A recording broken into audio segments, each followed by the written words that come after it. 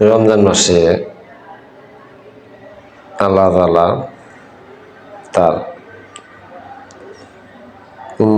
উম্মতকে নামাজ রোজা এবং আল্লাহর প্রতি বেশি মনোযোগী হওয়ার জন্য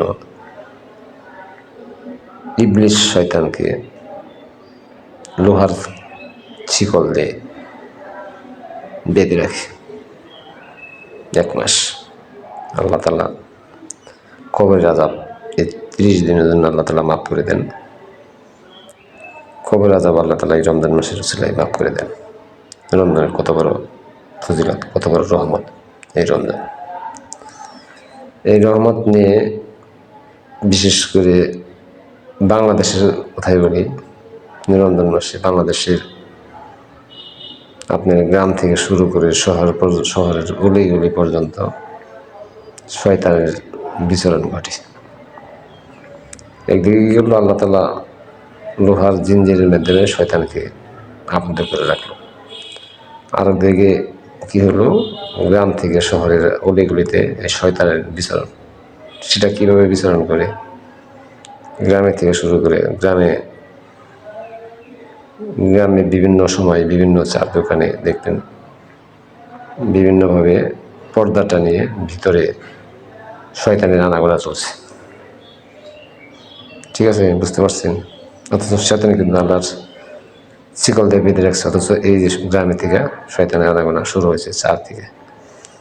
তারপর আপনার আরও আছে, যেমন কালাইগুড়ের কথাই বলি। এটা কালাইগুড় আপনার উদাহরণস্বরূপ, যেমন তরমুজের দোকান, কলার দোকান, বিভিন্ন দোকানে, ঠিক আছে, দেখবেন আপনি কলার যে দাম করবেন এখানে কত বলবো 60 টাকা, অথচ রমজান মাসের উসিলায় কী করছে 20 টাকা 30 টাকা বাড়িয়ে দিচ্ছে।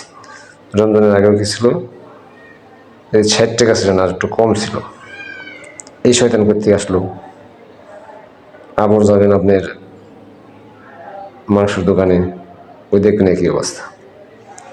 আবার যাবেন আপনি বিভিন্ন ফল ফ্রুটির দোকানে, দেখবেন একই অবস্থা।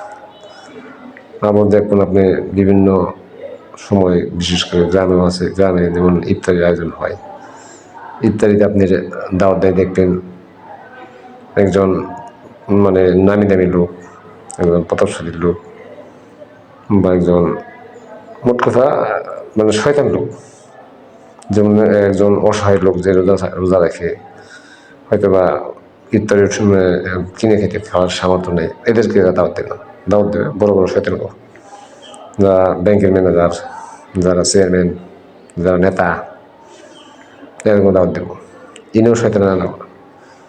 শয়তান শুধু আল্লাহ বেঁধে রাখলে কেউ, মানুষের মনের ভিতরে যে শয়তান, এই শয়তান যে পর্যন্ত নিজেরা দূর না করবে, কোথাও এই শয়তান আল্লাহ লোহার শিকলটা বেঁধে রাখলেও কিছু করার নেই।